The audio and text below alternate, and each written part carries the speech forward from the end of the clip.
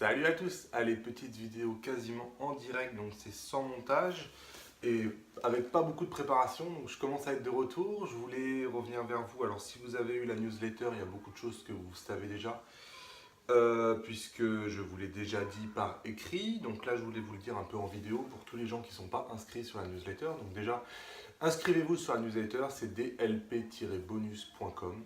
Vous allez tout de suite me donner votre email et tous les week-ends, et tous les week-ends, je vous envoie un récap de ce qui s'est passé dans la semaine, ainsi il y a un petit écrit, etc. Où en général, j'essaye de vous tenir au courant de ce qui se passe quand j'ai des choses à vous dire.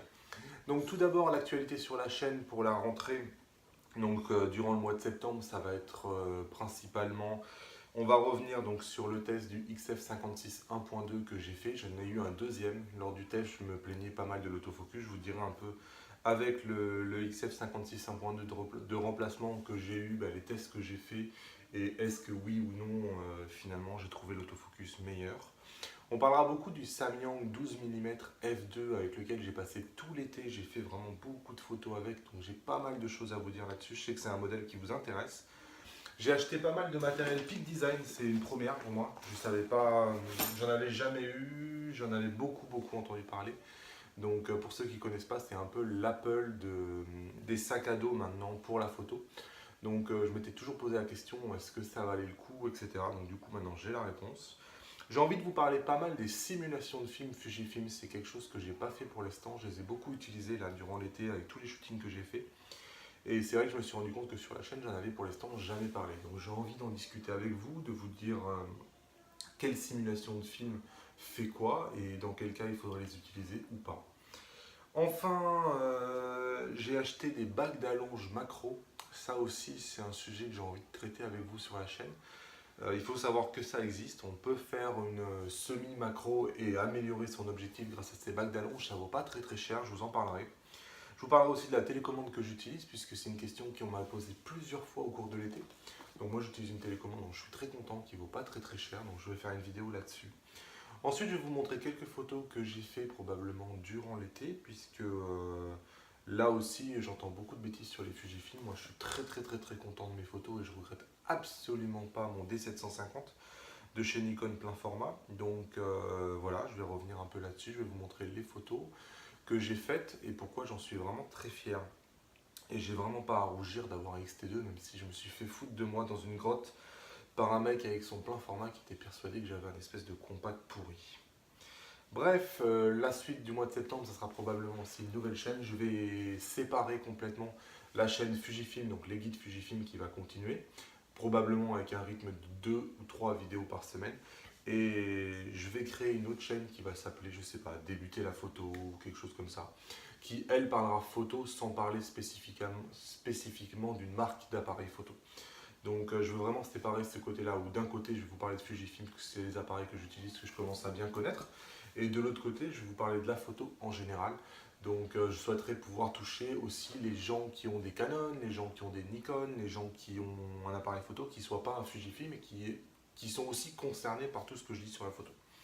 Donc c'est pour ça que le rythme va baisser à 3 vidéos, mais d'un autre côté il y aura l'autre chaîne qui elle aussi aura pas mal de vidéos. Voilà, alors l'actualité Fujifilm a été assez dense sur l'ensemble du mois d'août. Bien sûr, l'actualité, ça va être le XE3. Donc il faut savoir que Fujifilm a une conférence de prévue le 7 septembre. Donc le 7 septembre, on va en savoir beaucoup plus sur les mois à venir Fujifilm. Donc, au moins, je pense jusqu'à Noël. Donc il faut s'attendre le 7 septembre au dévoilement complet du XE3. Donc le XE3, on commence à savoir pas mal de choses. On a beaucoup de mock-ups qui traînent sur Internet, donc on voit maintenant à quoi il ressemble. Au niveau des fonctionnalités, on sait aussi de plus en plus ce qu'il va avoir. Donc a priori, il va avoir de nouvelles fonctions. Notamment, ce qui fait parler le plus actuellement sur Internet, c'est un nouveau système autofocus qui serait meilleur que celui actuellement dans le XT2. Donc Fujifilm arrive avec une mise à jour de son système autofocus. Donc le X3 n'empruntera pas juste un système autofocus au T2, mais carrément une nouvelle version donc, qui vient montrer, j'imagine, sur quoi Fujifilm travaille et sur quoi Fujifilm va s'appuyer dans les mois à venir.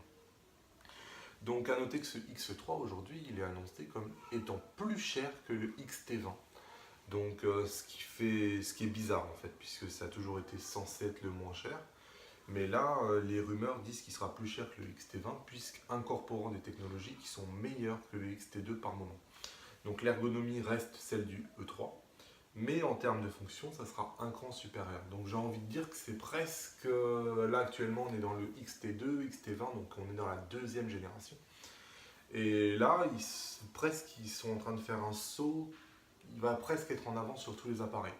Donc c'est pourquoi on parle de plus en plus, il y a une rumeur très insistante sur un XT2S qui devrait sortir en début d'année l'année prochaine, qui j'imagine va s'aligner sur ce qu'aura fait Fuji avec le X3.